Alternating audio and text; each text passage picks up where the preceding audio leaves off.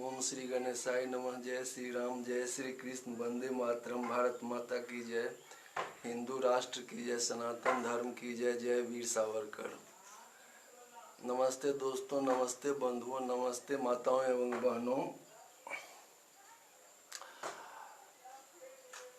गांधी प्रायः कहा करते थे कि गौ रक्षा करने से मोक्ष मिलता है और इसके पीछे उनकी यह भावना है कि प्रत्येक जीव की रक्षा हो। यह हिंदू धर्म का पूरे विश्व के लिए उपहार है। वैसे गांधी प्रायः गौ हत्या के विरुद्ध ही बोलते थे और गौ रक्षा को भारत के स्वतंत्रता संग्राम से जोड़ते थे।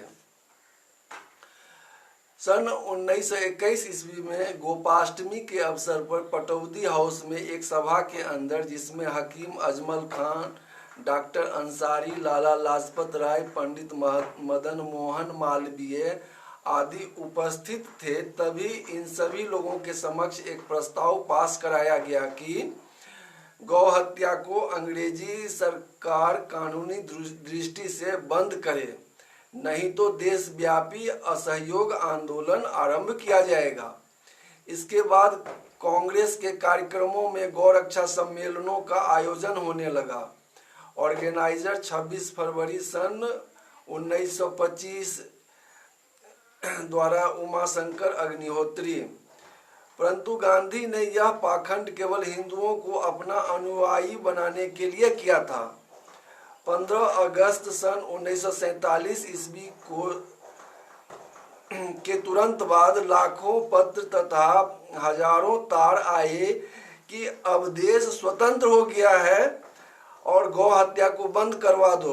तब गांधी ने उत्तर में अपनी प्रार्थना सभा के अंदर कहा था कि पत्रों और तारों द्वारा गौ हत्या बंद नहीं हो सकती और गौ हत्या को कानून द्वारा बंद करने से मुसलमानों के साथ अन्याय हो जाएगा। अपनी 4 नवंबर सन 1947 ईस्वी की प्रार्थना सभा में गांधी ने फिर कहा कि भारत कोई हिंदू धार्मिक राज्य नहीं है, इसलिए हिंदुओं के धर्म को दूसरों पर जबरदस्ती नहीं थोपा जा सकता। मैं गौ सेवा में पूरा विश्वास रखता हूं, परंतु उसे कानून द्वारा बंद नहीं किया जा सकता। पृष्ठ 134 से 140 तक दिल्ली डायरी। इससे स्पष्ट है कि गांधी की गौ रक्षा के प्रति कोई आस्था नहीं थी। वह केवल हिंदुओं को मूर्ख बनाने के लिए बनावटी तौर पर ही गौ रक्षा की बात करता था। इसलिए उपयुक्त समय आने पर हिंदुओं के साथ विश्वासघात कर गया। गांधी जैसी विचित्र शैतानी बुद्धि वाला आदमी इतिहास में अन्य कोई दूसरा नहीं मिलता। एक उदाहरण से आप समझ जाएंगे कि वह कैसे विचित्र विचारों वाला आदमी था। देखिए, सन 1909 ईस्वी में गांधी लंदन गए थे। वहां उनके साथ कुछ देशभक्त युवकों का वार्तालाप हुआ। इस वार्तालाप को उन्होंने दक्षिणी अफ्रीका जाते समय पुस्तकों के रूप में दिया था। देखिए, उसमें गांधी कहते हैं कि मैं खुद गाय को पूजता हूँ, यानी उसको मान देता हूँ। गाय हिंदुस्तान की रक्षा करने वाली है। भारत एक कृषि प्रधान देश होने के कारण गाय की संतान पर हिंदुस्तान का आधार टिका हुआ है। गाय हमारे लिए कई प्रकार से उपयोगी पशु है, जिसे हमारे मुसलमान भाई भी जानते हैं। लेकिन जैसे मैं गाय को पूजता हूँ, वैसे ही मनुष्य को भी पूजता हूँ। जैसे गाय उपयोगी है, वैसे ही मनुष्य भी उपयोगी है, चाहे वह मुसलमान हो या हिंदू। तब क्या मैं गाय को बचाने के लिए मुसलमानों से लड़ूंगा? ऐसा करने से मैं मुसलमान भाइयों और गाय का दुश्मन बनूंगा। इसलिए गाय की रक्षा करने का एकमात्र यही उपाय है कि मुझे अपने मुसलमान भाइयों के सामने हाथ जोड़ने चाहिए और देश की खातिर उसे गाय बचाने के लिए कहना चाहिए। इस पर भी अगर वह न समझे तो मुझे गाय को मरने देना चाहिए, क्योंकि वह मेरे बस की बात नहीं। अगर मुझे गाय पर अत्यंत दया आती है तो मुझे अपनी जान दे देनी चाहिए, लेकिन मुसलमान की जान नहीं लेनी चाहिए। यही धार्मिक कानून है। मैं तो ऐसा ही मानता हूँ। हाँ और नहीं के बीच हमेशा बैर रहता है। अगर मैं वाद विवाद करूंगा तो मुसलमान भी वाद विवाद करेंगे। अगर मैं टेढ़ा बनूंगा तो वह भी टेढ़ा बनेगा। अगर मैं बलिष्ठ भर नमूंगा तो वह हाथ भर नमेगा। अगर वह नहीं भी नमेगा तो मेरा नमना गलत नहीं कहलाएगा। जब हमने जिद की तब तब गौकसी बढ़ी। मेरी राय है कि गौरक्षा प्रचारिणी सभा गौवध प्रचारिणी सभा को मानी जानी चाहिए। ऐसी सभा का होना हमारे लिए बदनामी की बात है। जब गाय की रक्षा करना हम भूल गए तभी ऐसी सभा की जरूरत पड़ी होगी। मेरा भाई गाय को मारे तो मैं उसके साथ कैसा बर्ताव करूंगा? उसे मारूंगा या उसके पैरों पर पड़ूंगा?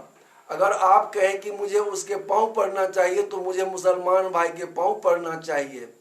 हिंद स्वराज लेखक गांधी, पृष्ठ 32-33।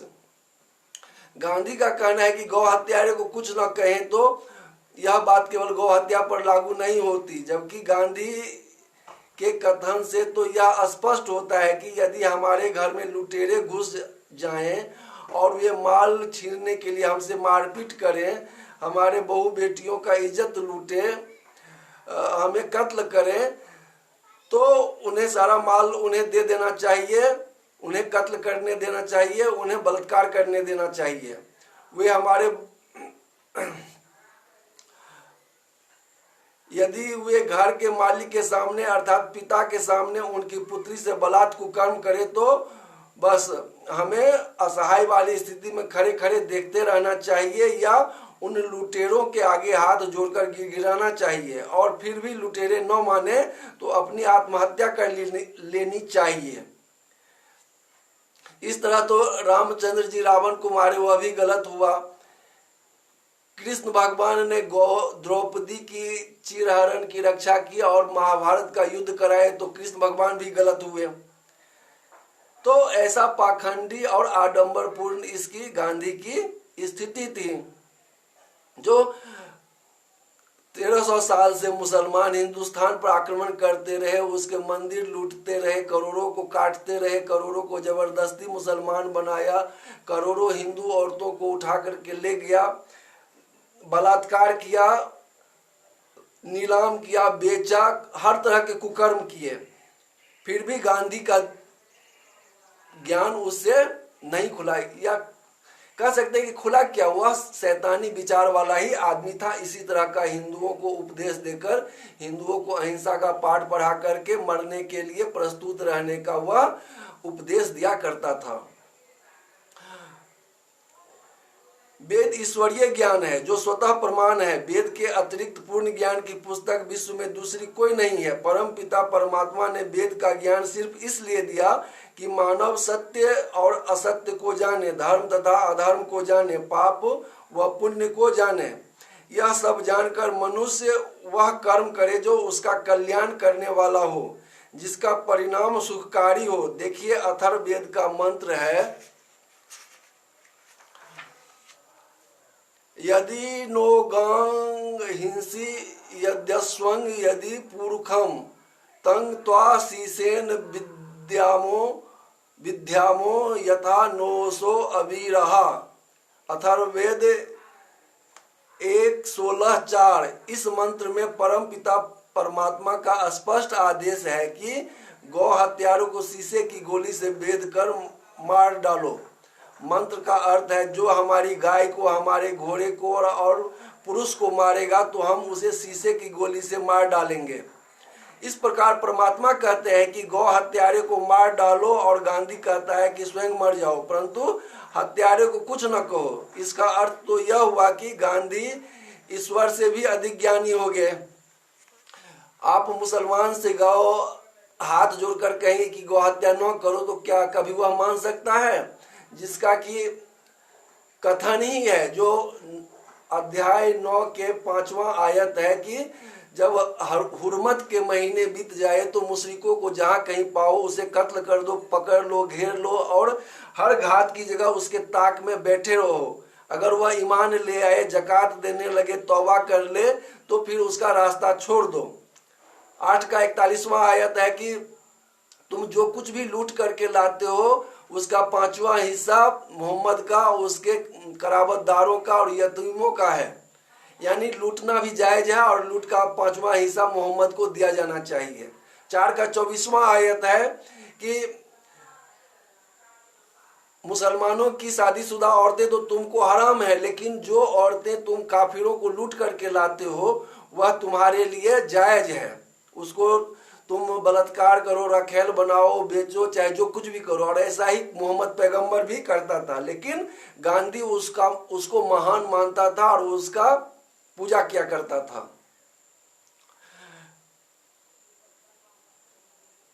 मेरा विश्वास पाठकों को गांधी के एक विख्यात लेख की जानकारी देना भी उचित होगा। देखिए, उनका एक लेख था तलवार की मीमांसा। इस लेख में गांधी लिखते हैं, मेरा विश्वास है कि जब हिंसा और कायरता दोनों में से एक को चुनना हो तो हिंसा अच्छी है। ऐसी अवस्था में मैं हिंसा के लिए राय दूंगा। मैं चाहूंगा कि हिंदुस्तानी कायरों की भांति अपना अपमान करवाने के स्थान पर अपनी मान प्रतिष्ठा की रक्षा के लिए शस्त्र उठा लें। इस पर भी मेरा विश्वास है कि अहिंसा हिंसा से अच्छी है। क्षमा करना दंड देने से अधिक पौरुष का काम है। इसमें हमारा कहना तो यह है कि क्षमा एक सेनानी का भूषण है, परंतु संयम और क्षमा तभी हो सकती है जब सेनानी में दंड देने की शक्ति हो। कमजोर व्यक्ति की क्षमा और संयम निरर्थक है। एक चूहा जो बिल्ली से चीरा फाड़ा जा रहा हो, भला वह क्या क्षमा करेगा। देखिए, गांधी आगे कहते हैं, लिखते हैं, मैं हिंदुस्तान को दुर्बल नहीं मानता, मैं अपने को भी दुर्बल नहीं मानता। मुझे गलत न समझा जाए। शारीरिक योग्यता को मैं शक्ति नहीं कहता, यह तो अजय मानसिक शक्ति का नाम है। मैं स्वप्न नहीं देखता, मैं कर्मशील आदर्शवादी हूँ। अहिंसा का मार्ग केवल ऋषियों और साधुओं के लिए नहीं, यह सर्वसाधारण का मत है। अहिंसा मानव धर्म और हिंसा पशुपन है। पशु की आत्मा सुषुप्ति अवस्था में होती है और उनकी शारीरिक बल के अतिरिक्त और किसी नियम का बल नहीं होता। मनुष्य की प्रभुता अन्य ऊंचे नियम के अधीन होती है, यह आत्मा की शक्ति है। इस कारण मैं अहिंसा का आग्रह करता हूँ। इस कारण नहीं कि हिंदुस्तान दुर्बल है, मैं अहिंसा के पालन के लिए हिंदुस्तान को कहता हूँ, क्योंकि मैं जानता हूँ कि यह शक्तिशाली है। मैं चाहता हूँ कि हिंदुस्तान अनुभव करे कि यह भी आत्मा रखता है जो अविनाशी है और शारीरिक दुर्बलता पर विजय हो सकता है और दुनिया भर की भौतिक शक्ति पर विजय प्राप्त कर सकता है। यह गांधी की अहिंसावाद की व्याख्या है। गांधी के इस कथन को यदि इतिहास की पृष्ठभूमि की कसौटी पर कसकर देखा जाए तो यह केवल वाणी का आडंबर ही प्रतीत होगा, बल्कि इसी शैतानी आडंबर कहिए। इसमें कोई बातें बिना किसी प्रमाण और बिना किसी युक्ति के दी हैं। क्या दंड देने की शक्ति के बिना क्षमा कुछ अर्थ रखती है? देखिए, मैथिली शरण गुप्त की 2 पंक्तियां यहाँ लिखना उचित होगा। वे लिखते हैं, क्षमा शोभती उस भुजंग को जिसके पास गरल हो, उसको क्या जो दंतहीन विषहीन विनीत सरल हो। इस समय गांधीवादी कहते हैं कि यदि हिंदू कलकत्ता में मुसलमानों के हिंसात्मक आंदोलन का उत्तर न देते अथवा नोआखली के प्रतिकार के अंदर बिहार में झगड़ा न करते तो गांधी पर दोष दिया जा सकता था। परंतु भाइयों, यह युक्ति उतनी ही मिथ्या है जितना यह कहना कि यदि चमगादड़ आंख न खोलता तो रात न होती। यानी सारा हिंदू अपने को मर जाने देता, लेकिन तब तक मरने जाने देता जब तक वो पूरा खत्म ना हो जाता। और उसके बाद यदि एक भी किसी ने उसका प्रतिकार कर दिया तो गांधी की युक्ति जो है सो इसलिए गलत नहीं हुई क्योंकि एक ने उसका प्रतिकार किया और उसको मारा। तो कैसा पाखंडपूर्ण गांधी का और गांधीवादियों का विचारधारा और नीति थी। मुसलमान जब जब बलवत करते थे, गांधी कह देते थे कि वे बेचारे निर्धन हैं और वे अपनी आर्थिक व्यवस्था के कारण झगड़ा करते हैं। कांग्रेसियों को कोई मुसलमान तो धनी दिखाई देता ही नहीं था। कभी किसी मुसलमान ने आगा खां को नहीं लूटा, जिन्ना को नहीं लूटा, बदरुद्दीन को किसी ने नहीं लूटा। मुसलमानों को लूटने के लिए सिर्फ हिंदू ही दिखाई देते थे, क्योंकि उनके धर्म ग्रंथ कुरान में साफ लिखा है, जैसे मैंने पहले भी कहा, 8 का 41वां आयत की जो कुछ भी तुमको लूट करके लाते हो उसका 5वां हिस्सा मोहम्मद का और उसके करावतदारों का और यतीमों का है और बाकी 4 हिस्सा आपस में बांट लो। जैसे कि 8 का 69वां हिस्सा भी है जो यह जो तुमने गनीमत का माल पाया है उसको, गनीमत का माल मतलब लूट का माल, काफिरों के लूट का माल, उसको तुम खाओ पियो कि वह तुमको पाक और पवित्र है। तो इस तरह उसको, उसके यहाँ लूट को जायज ठहराया गया है। और यदि कहता है कि गरीब था मुसलमान, तो किस लिए गरीब था? पहले बीच में तो 100 साल 150 साल मुसलमानों ने शासन किया, उसके पहले तो मुसलमानों का ही शासन था और हिंदुओं को हमेशा लूटते ही रहते थे। फिर भी यदि वह गरीब था, एक तो गरीब था नहीं, और यदि गरीब था तो उसमें हिंदू कहाँ से दोषी हुआ? और जबकि ज्यादा गरीबी हिंदुओं में ही थी, तो वह बस पाखंड करता था गांधी।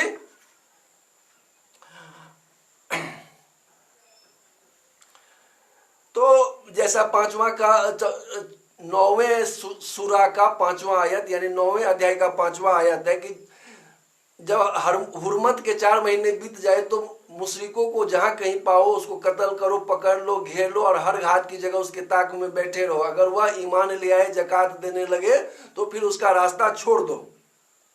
तो कत्ल करना तो उसके कुरान के अनुसार है, और वह हमेशा करता ही रहेगा और हमेशा करता रहा। जब बौद्धों ने साफ समर्पण कर दिया, फिर भी बौद्धों को खत्म करना उसने नहीं छोड़ा।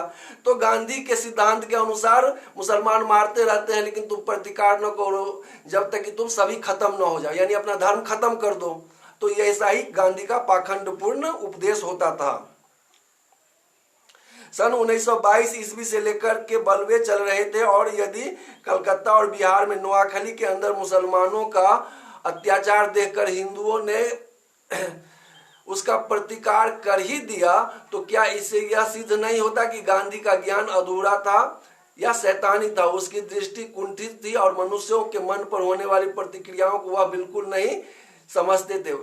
ऐसी बात नहीं, हर प्रतिक्रिया को समझता था, लेकिन हिंदुओं को कायर बना करके रखना अंग्रेजों के नीति के अनुसार और मुसलमानों के नीति के अनुसार, क्योंकि गांधी का जो व्यवसाय चला, अपना जो उसका जीविकोपार्जन चला, मुसलमानों के द्वारा ही वह दक्षिण अफ्रीका भेजा गया था, जिससे कि वह संपन्न हो सका। एक सेठ करीम ने सेठ अब्दुल्ला के पास भेजा, जिसका एक केस चल रहा था सेठ तैयब के साथ, जिसका उसने एक अंग्रेज वकील किया हुआ था, लेकिन उसे अंग्रेजी नहीं आती थी और सेठ अब्दुल्ला को हिंदी नहीं आती थी और सेठ अब्दुल्ला को अंग्रेजी नहीं आती थी। तो उसको दुभाषी के तहत उसको अंग्रेजों को समझाने के दृष्टिकोण से उसका भेजा गया था, और वहीं पर मुसलमानों का ही नेतृत्व करते हुए, उसका ही दलाली करते हुए और अंग्रेजों का दलाली करते हुए उसका वहां पर जीविकोपार्जन सफल हुआ और एक बहुत बड़ा अंग्रेजों के दलाल के रूप में वहां स्थापित हो सका। तो इसलिए वह जो है सो सारा चीज जानता था, लेकिन अंग्रेजों की नीति के अनुसार वह काम करता था कि उसको जो हमेशा देश को स्वतंत्र करने के लिए हिंदू ही लड़ते थे, उसको पंगु बना करके रखना है, उसको वीर्यहीन बना करके रखना है। और इतिहास भी गवाह है कि जब ही राम ने रावण को मारा, चाहे कृष्ण ने कंस को मारा और अनेकों राक्षस को मारे, और अनेक साधुओं ने श्राप देकर के अनेकों को सर्प बना दिया, चाहे वृक्ष बना दिया, चाहे उसको भस्म कर दिया। तो इसको भी आप हिंसा ही कह सकते हैं। तो गांधी के अनुसार उसको हिंसा कह सकते हैं, लेकिन वह जो है सो साधुओं ने, ऋषियों ने किया था। और जो ऋषि थे, दधीची ऋषि थे, अपना अस्थि दान दे करके इंद्र को वज्र बनाने के लिए दिया, जिससे कि वृत्रासुर को मारा जा सके। तो शत्रुओं को, पापियों को मारने का हमेशा ऋषियों ने हमेशा अनुमोदन ही किया था, और राम को ला करके राम को उन्होंने योग्य बनाया। योग्य तो थे ही, लेकिन एक दिखावे के लिए योग्य बनाया और सारे पापी जो राक्षस थे सबको खत्म करवाए।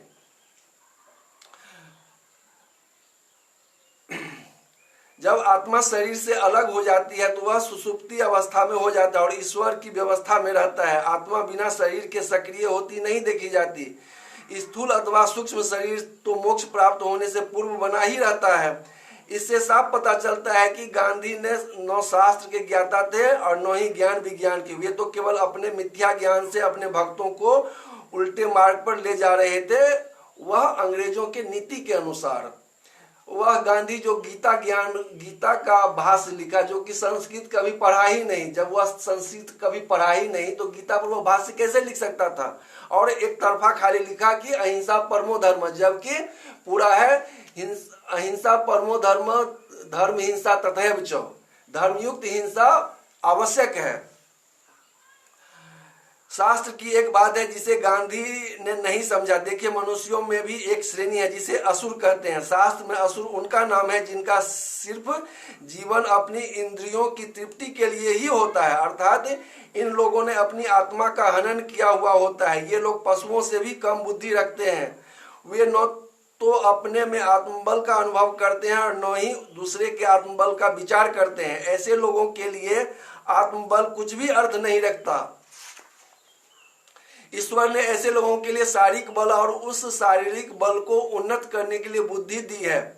मानव कलेवर में इन पशुओं को सन्मार्ग दिखाने के लिए ही ईश्वर ने देवताओं को शरीर और बुद्धि दी है।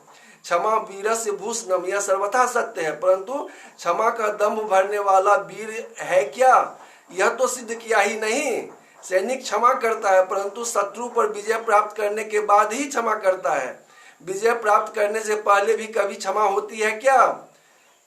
कभी किसी वीर ने सामने खड़े शत्रु को जो बंदूक चलाने को तैयार खड़ा हो, उसे कभी बिना उसकी बंदूक छीने क्षमा किया है क्या? हमारा कहना है कि गांधी केवल भाव बेखबर और युक्ति विहीन व्यक्ति थे, शैतानी विचार वाले व्यक्ति थे। गुण दोष तो प्रत्येक व्यक्ति में कम अधिक मात्रा में रहते ही हैं। संसार में ऐसा कोई व्यक्ति नहीं है जिसमें सारे गुण ही गुण हो या सब अवगुण ही अवगुण हो। इसलिए संसार में किसी में भी दोष अधिक है तो किसी में गुण अधिक है। जब व्यक्ति के सारे दुर्गुण निकल जाते हैं और वह बिल्कुल शुद्ध हो जाता है तो वह आवागमन के चक्र से छूट जाता है। गांधी और नेहरू के जीवन चरित्र लिखने वालों ने उसके गुणों को खूब बढ़ा चढ़ाकर उल्लेख किया है। हमारा उद्देश्य केवल मात्र उन राजनीतिक गतिविधियों पर गांधी और नेहरू के प्रभाव के विषयों में लिखना है जिनसे देश और जाति की अपार हानि हुई है और हो रही है। इन महानुभावों के कुछ गौण कार्य और गुण भी है, परंतु वे सार्वजनिक रूप में प्रभावहीन होने से उल्लेखनीय नहीं है।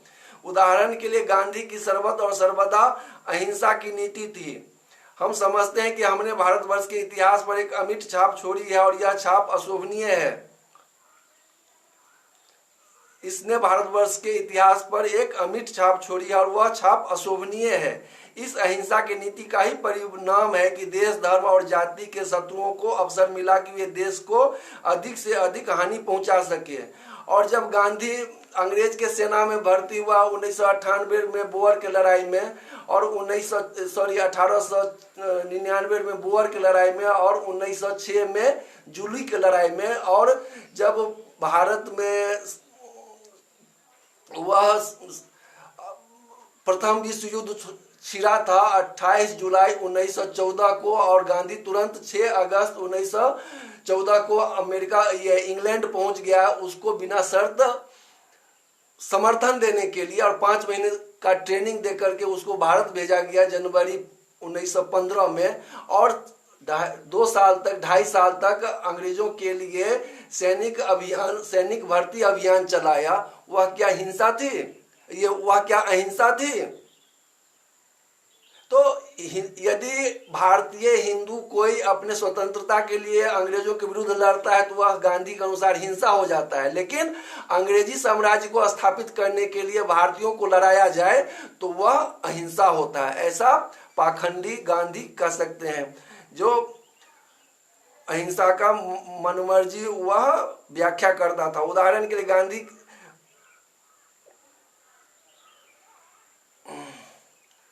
समझने और समझाने की नीति ठीक है, परंतु जब समझने समझाने से भी काम न चले तो फिर आपस के सहयोग और एक दूसरे की प्रशंसा के पुल बांधना अनर्थकारी प्रभाव पैदा कर सकते हैं। उदाहरण के रूप में जब मिस्टर जिन्ना से मतभेद समाप्त नहीं हुआ तो क्या यह ठीक नहीं था कि राष्ट्रवादी विचार के अन्य मुसलमानों से संबंध बनाया जाता?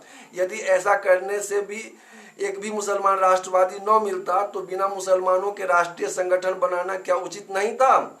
इसी प्रकार हम कह सकते हैं कि जब पाकिस्तान ने अपने वचन पूरे नहीं किए तो क्या उसकी घोर निंदा करके संसार में उसे बदनाम नहीं करना चाहिए था? क्या यह ठीक था कि पाकिस्तान द्वारा हिंदुओं पर किए गए अत्याचारों के छुपाने के लिए भारत सरकार, नेहरू और गांधी की ओर से प्रयास किया जाता, बल्कि उसके द्वारा, नेहरू और गांधी के द्वारा उसको ढकने का प्रयास किया जाता रहा? तो ऐसा राष्ट्रद्रोही चरित्र था गांधी और नेहरू का। जय श्री राम, जय श्री कृष्ण, वंदे मातरम, भारत माता की जय, हिंदू राष्ट्र की जय, सनातन धर्म की जय, जय वीर सावरकर। इसको लाइक करेंगे, कमेंट करेंगे, शेयर करेंगे, अधिक से अधिक बढ़ाएंगे और राष्ट्रवादी विचारों को प्रचारित करके हिंदू समाज, हिंदू राष्ट्र, हिंदू धर्म को बचाने के उपक्रम में आप भी सहभागी बनेंगे, ऐसी आशा करता हूं। धन्यवाद। जय वीर सावरकर।